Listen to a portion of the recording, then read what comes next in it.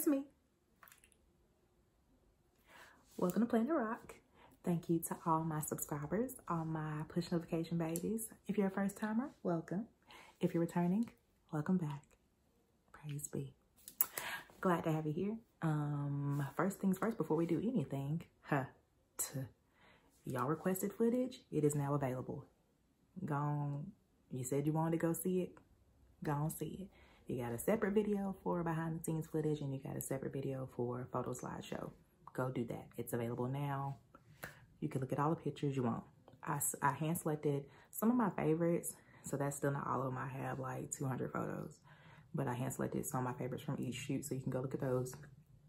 And then my favorite behind the scenes clips of all the work we did for that 6-week time frame for the 10/10 project. All that is now available. In addition to all, I think I got 6 episodes. I think I got 6 episodes. 6 episodes of Planet Rock are now available. And this will be number 7. Child. Help. Considering I'm on number 7. I'm shocked myself, period. That's another conversation. So, I know we are dead off in the middle of the holiday season. We are in the middle of the Joy to the Worlds and the Holly Jolly Christmas and the Silver Bells and the Jingle Bells, okay? We came through Thanksgiving. Now we're in Christmas, a couple days until Christmas. Everybody's, you know, in the Christmas spirit, I guess. But I needed to discuss another side of the Christmas story that I have walked through and sometimes struggle with. And I know, especially in 2020, have experienced and are experiencing currently. And I wanted to discuss that because some people are not discussing it and acting like it's not a real thing, and it is a real thing. And I want to shine a light from my perspective on the situation. So, a little background story. Christmas is really, truly one of my favorite holidays, next to my birthday. But, well, you know, always a little kid waking up in the middle of the night trying to see the gifts, you know, do all the things, okay? All the things. But for me, Christmas became bittersweet a couple years ago. I'll tell you why. So I have a little bit more background story. I have 3 sets of grandparents.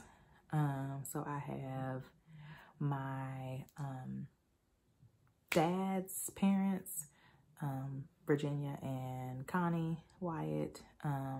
My grandfather, really didn't have a relationship with him, but he passed away in summer of 2010. And my granny, which is my face,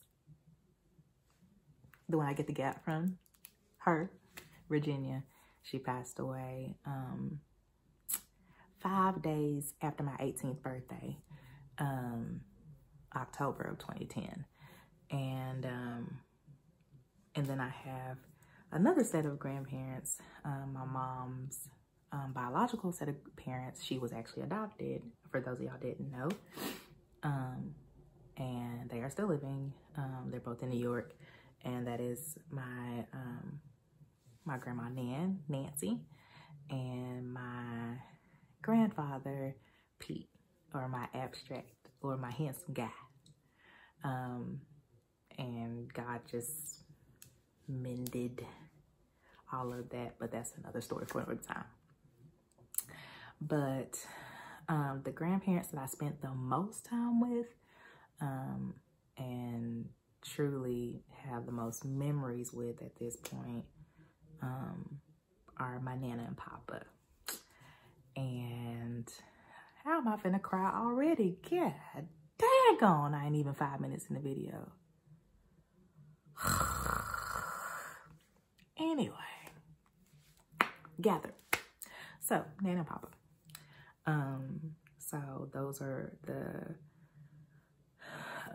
people that adopted my mom, but pretty much might as well have been since birth. And so those are the parents and those are the grandparents that they were our lives. Well, a couple years ago, well, 2012, they had come to Columbus to be with us. They lived in Florida. Back up. Every Christmas was spent with them pretty much. Mostly it was spent down in Deltona, where they were. Deltona's a couple minutes from Daytona, about 20 and 30 minutes. So Central Florida, they lived there. And we usually spent Christmas there. Sometimes they came to us, but very rarely. Mostly times went down there. But this particular Christmas, 2012, they came to us. And we were excited. They were here. But a couple of days into the trip, my Nana fell ill. Come to find out, it was pneumonia. And so days up until Christmas were kind of just watching her. We were still like doing the family thing, still interacting with my papa. Like, we were good. But a couple of days, maybe, I think it was Christmas Eve. My papa went into the hospital. I was having some issues, and I truly can't tell you what that issue was at this moment. That part of the story is a blur for me. Because Christmas morning, my Nana, well, back up, Christmas Eve, my mom was in the hospital with my dad or my papa, trying to watch over him, making sure he was good. And my Nana stayed at home. And that morning, she was just really struggling. And so my dad said he needed to take her to the ER. And he asked me to help her get dressed. So I did.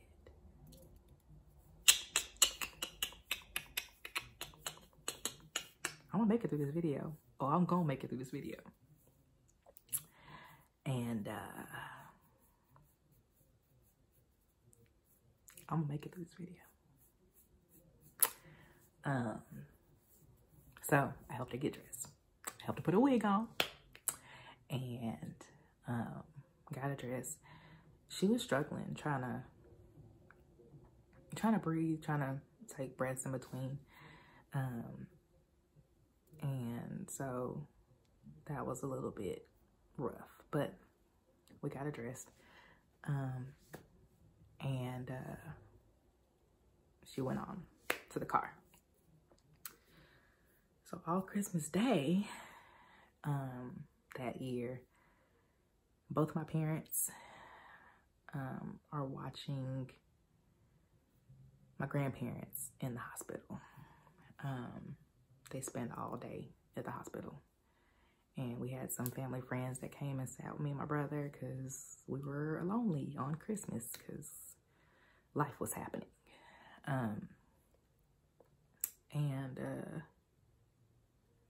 Yeah, so about probably a little close to midnight,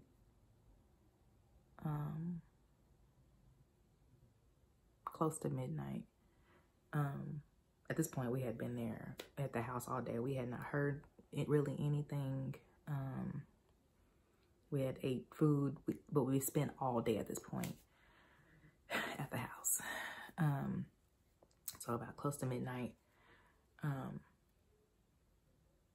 one of our aunts said we needed to go to the hospital. So my brother and I went to the hospital, and I felt like something was wrong, but I was just like, I'm just listening to my music, my headphones. This is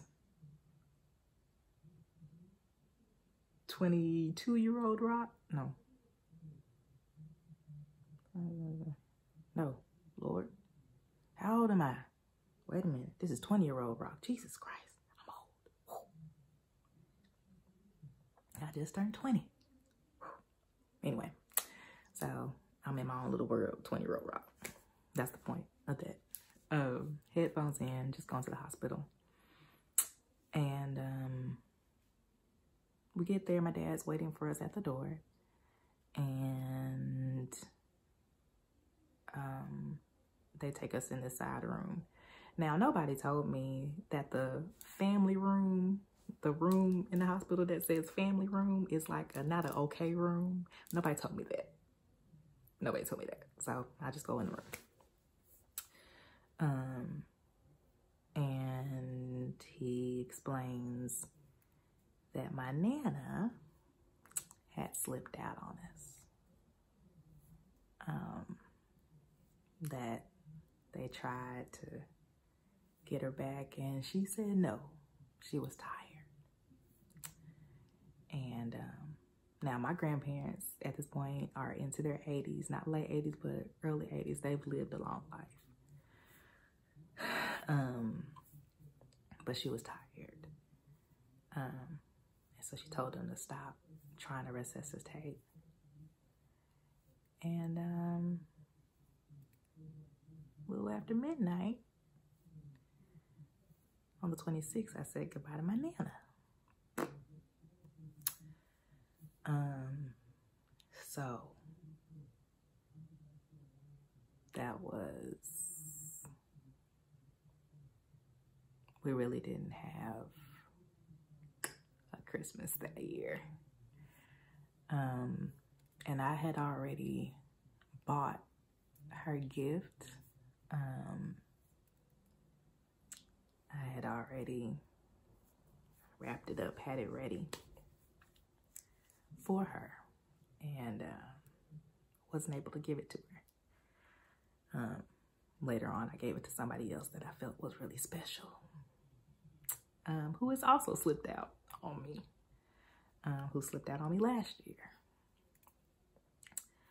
I've seen a lot. Seen a lot. So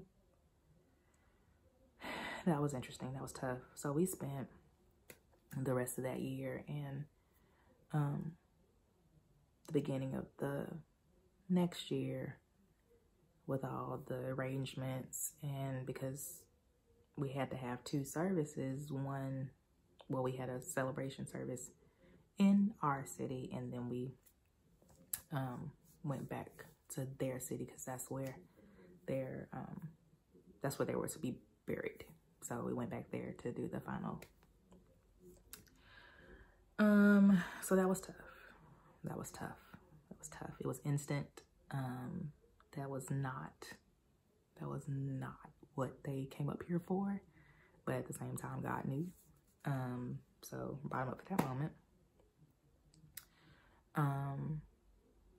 So after all that happened, that next summer, or I think September of that next year, my papa moved up here with us. Well, not with us. He wanted his own place. So we got him his apartment. It's in a assisted living area. Got his own place. He had his own spot. We decked it out for him, living his best life. And so we did that 2013. But then,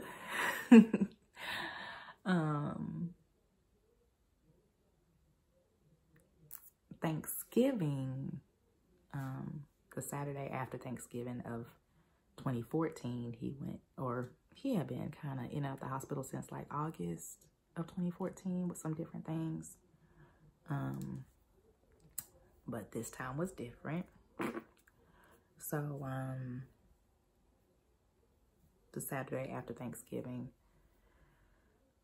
2014, he went into the hospital, and was in there a while. And after a few weeks, well, back up. Once he went in that time, it was different. We knew it was different. And we were kind of watching him fade. And it was difficult to watch, very difficult to watch, because that guy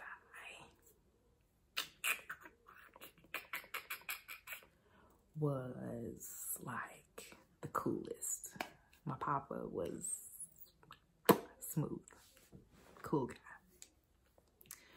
And so to watch him not be lively and not be his usual joking self was a lot to watch. And it took, my mom pretty much was there every day. She pretty much lived up there at the hospital with him because it's her dad.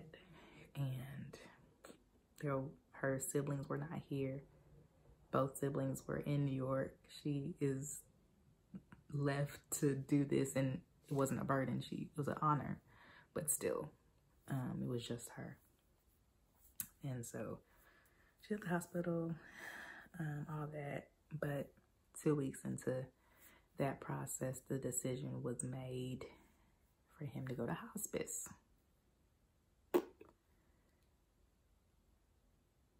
Everybody know what hospice means. And I did not want to go to hospice. I begged my daddy, let's not go to hospice, because I already know what that means. It's the end, it's over, it's done. But we ended up going. So he was in there for about a week, barely a week. And his birthday is December 20th, 1931. So this year he would have been 89, just a couple days ago. But on December 23rd, around about 3 a.m., my mom called.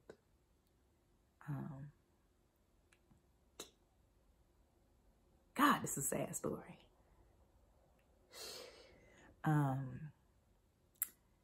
And he had slipped out.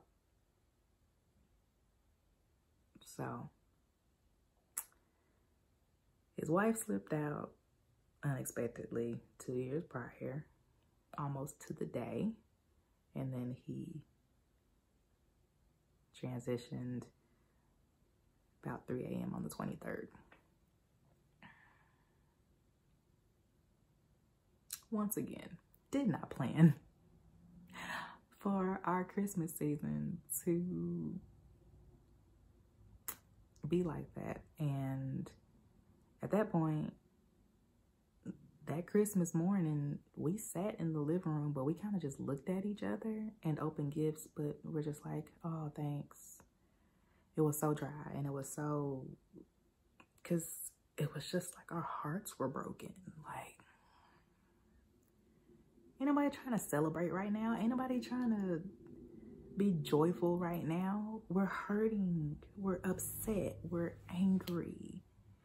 And, you know, there's a season in all things. I'm a believer, so, you know, it's what we've been taught, what we know. You know, there's a season for all things. There's a season to live, season to die. We know all that. We know all that. It doesn't make it any less painful. And so Christmas for the next couple of years, or after that, Christmas was like a taboo topic for me. And people would ask, are you ready for the Christmas season? The first couple of years, are you ready for Christmas season? I'm like, yeah. But it just brought up this memory of the depression. Oh God, the depression, the pain, the anger, the emptiness, helplessness, that we spent those two Christmas seasons, New Year's time frame, doing burial stuff. It's not okay. And so it was a struggle, and to this day is a struggle for me to gather up the Christmas spirit. Try to be in the Christmas spirit, try to listen. I made a custom Christmas playlist a long time ago. So try to listen to my Christmas music as soon as December 1st hit. Really, as soon as Thanksgiving is over, because I need some joy. I need rocking around the Christmas tree so I don't go into depression. You know? And like I said, I'm a believer. So, you know, we got the notion that we're going to see him again. We're going to see him in glory and hallelujah and, you know, all those wonderful things, but it does not make it any better in the moment when you're hurting, when out of nowhere you have this urge for them to be there and you feel like they're missing out on so much in your life. Like it's been 8 years since my Nana, 6 years since my Papa, or will be 6 years. And tomorrow. Excuse me. And they weren't here for a lot of things I would have loved for them to see in person. And you know, you think, well, they watching from above, they watching from the heavens. I don't care about none of that. I don't care. I don't want to hear that. When I'm like, they should be here right now. They should see how my brother's doing. They should, how he's blowing up. They should see what I got going on in my life, what my parents are doing, how they're excelling. They should be here. They should be here, especially during the holidays. Like, they should be with us. We should be opening gifts together. I should be able to shower them with all the gifts.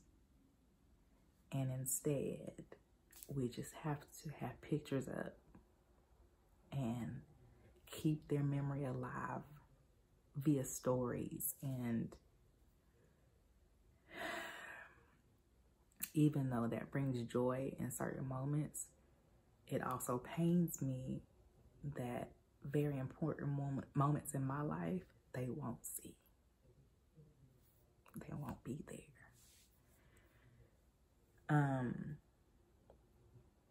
And so it's difficult, but I made the decision a couple years back that I was going to still celebrate.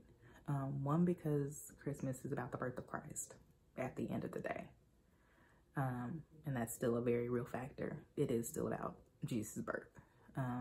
Took away all the presents and all this stuff. It is definitely a part of it, but at the end of the day, that's the real meaning of Christmas. But beyond that, I still have people in the earth to live for and to celebrate and to love on, including my immediate family, who are also in a headspace too, because they also experienced a loss. And it's my duty to love them out loud. And that's what I plan to do. That's exactly what I plan to do. Because they deserve that. They don't deserve anything less but me loving hard and loving now, because, and as much as I would prefer and really need you to just take us all up in a rapture, life, I don't know. I'm believing that we're gonna go up in the rapture, but life. So I'm choosing to love now. Now, saying all, this is a long video and I'm so very sorry, but somebody needs it. Now I had planned to discuss this topic a couple of weeks back, but let me tell you how 2020 came knocking at my door. So definitely want to discuss grief in the holidays, not knowing that this year, the Saturday after Thanksgiving, I lost my first cousin, Keith Wyatt. It was the, he was living in New York, but he was my first cousin. Sudden heart attack, out, gone. And in 2020, I can't get on a flight and say my goodbyes. I have to sit right here and watch via Zoom or via an app.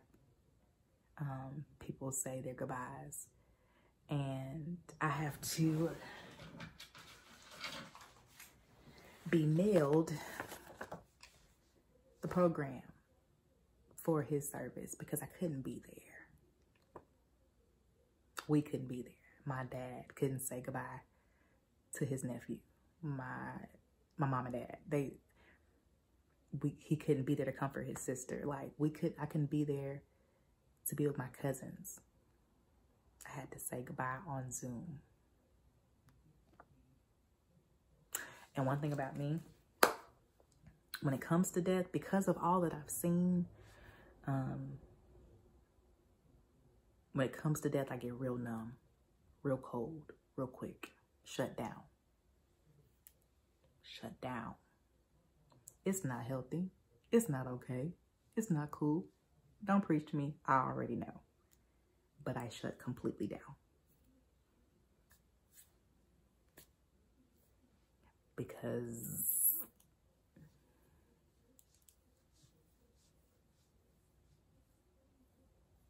it's too much. It's too much. I check out. So that happened. And then, and this was the ultimate blow. Someone who I considered an uncle, more so a godfather, was diagnosed with COVID. The week of Thanksgiving, we prayed.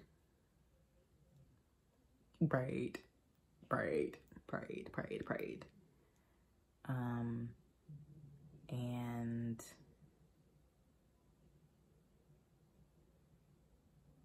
two Fridays ago, he slipped out of here.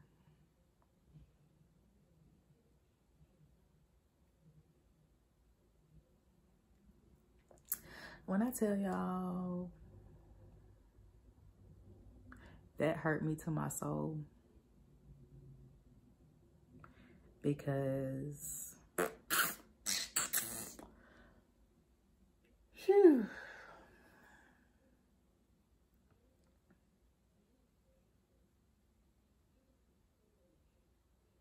You know, people, oh, okay, I'm not gonna make this part. Okay.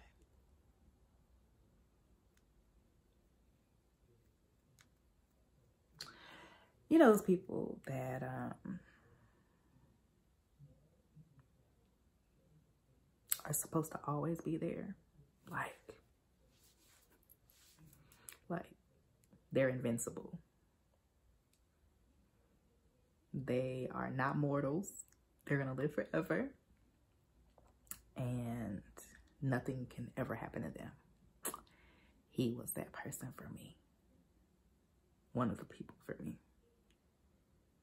And him leaving,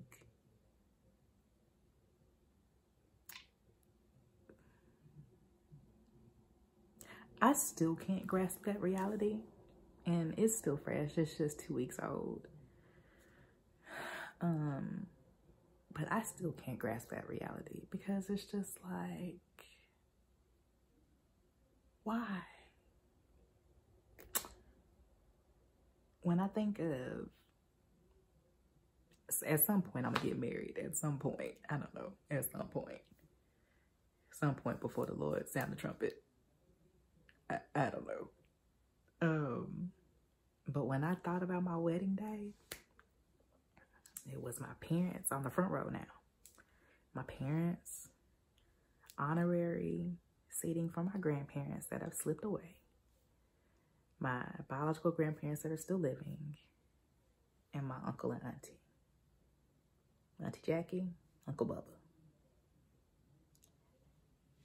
And I gotta put an honorary chair for my Uncle Bubba. That reality his one,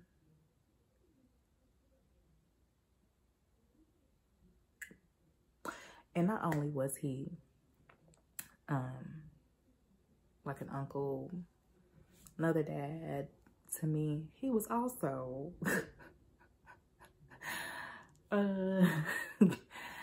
the provider of all my merchandise. So all my t-shirts, all of my accessories, everything I've ever made, created, it's all through him. He was my guy. So don't ask me for no t-shirt right now. Because I can't even think that far. I cannot even process who else I would like to work with, who else I want to go to, who else I want to give my money to. Because he was it for me. I never had to think of anybody else. Having to think of somebody else is crazy to me. And it's unreal.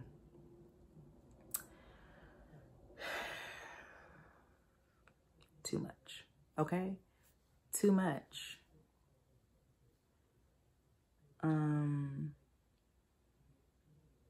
gotta wrap this up.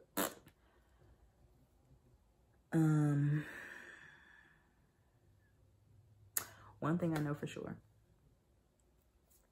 all those people that have gone on before me, they wanted me to live. That's what I know. That's what I know for sure. They wanted me to live. They don't want me to stop living. They don't want me to stop moving. And sometimes you feel guilty, like for moving on. Sometimes, depending on the situation, you may feel guilty for moving on. But when you think about the people that left or that slipped away, they wanted you to win. They wanted you to live. Especially my Bubba. He wanted me to blow up the spot. He wanted me to win. And he was able to see a good number of things. And my auntie is still here, so she'll see the rest of it. Because you're not going to take her. Excuse me. So, yeah. They wanted me to live. And whoever you've lost, they want you to live. They want you to live. They didn't slip away. They didn't want to leave you. They didn't want to leave you.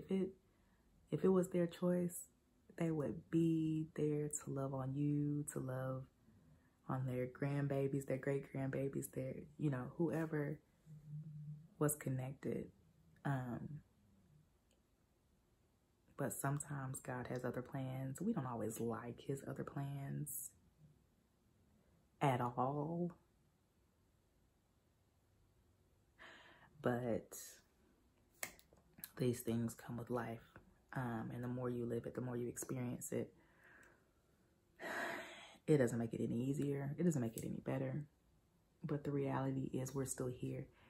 And Rich Tolbert, y'all know his song, I'm Alive. It says, I'm alive because there's more. If I'm still here, it's because there's more. There's more for me to do. There's more for me to experience. There's more for me to see, to know, to learn. More money for me to make. Praise be. There's just more. There's just more. So I'm believing that. This current state for me is difficult. I'm not gonna lie about that.